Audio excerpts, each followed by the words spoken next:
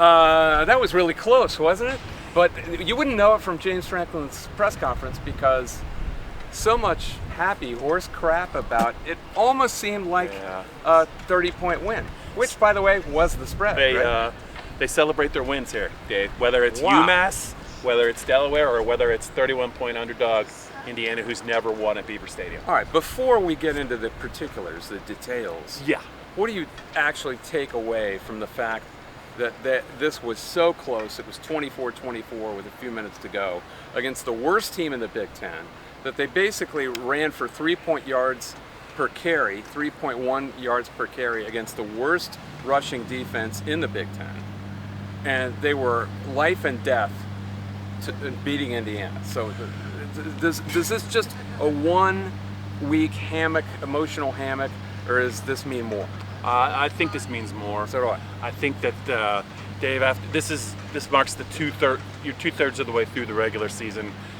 Whatever's broken that's serious, you're not going to fix it. Let's just be honest. The offense is never going to rebound to be anything close to what it looked like towards the end of last year. Even though there's a lot of players that are back, they are missing some players, but they can't run the ball.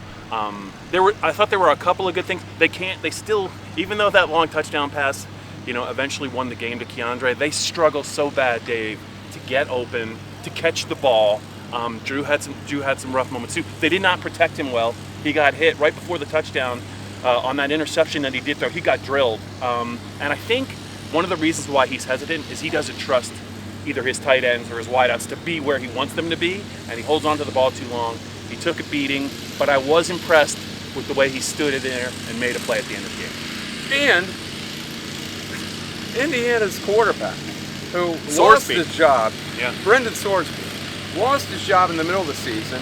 They actually went 2 games into the season before they decided on him. Then he got benched after week 4.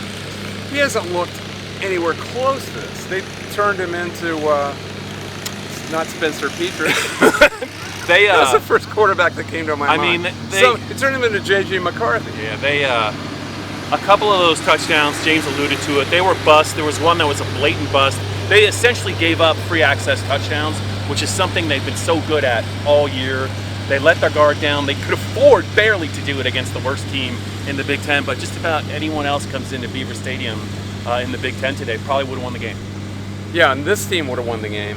I think if Tom Allen, who's now 0-5 in the Big Ten, and previous to this, they were averaging a 38-10 loss against their 4 previous Big Ten opponents. If he just decides, they've been throwing the ball successfully with Sorsby.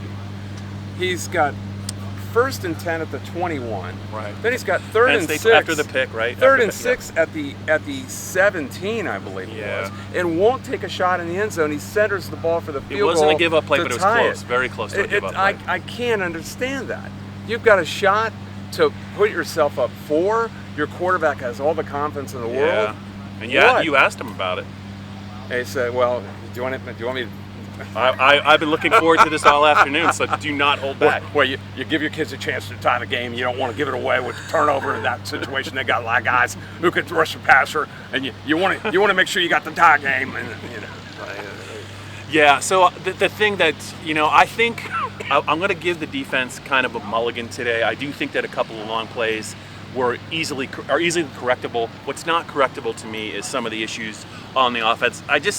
My thoughts are like this. So I think Katron Allen has got to be the primary ball carrier. You can give Singleton some plays if you get him in space.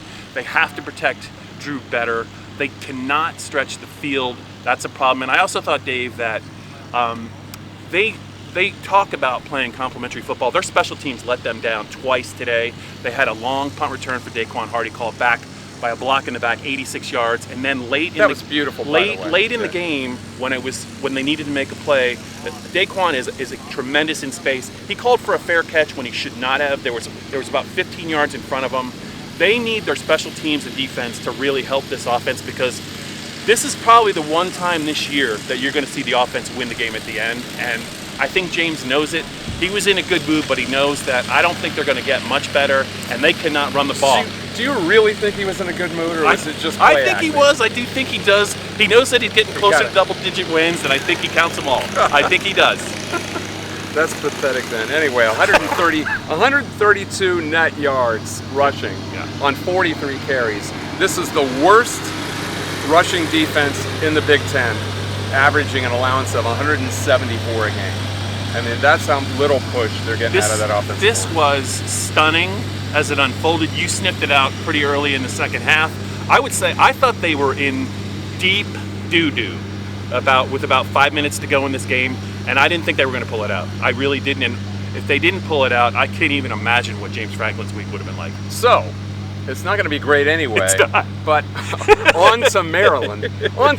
Which just lost because they don't like cold weather. And it was cold in Chicago. They just lost to Northwestern. Man, I love Chicago. How can you not like Chicago? So I could what's go there this going to be below. like? Yeah. Penn State staggering, almost down, got up off the canvas against Maryland, who's lost 3 straight. And this was after a bye for Maryland, mind you. And they went into Northwestern and gave up 36. I can't remember what it was. Dave, it's funny because it's true, but you just said Penn State's staggering at home against Indiana, and I think that tells the whole story of the day. It probably really does. So, next time we'll see you from College Park, Maryland next week. Until then, adios.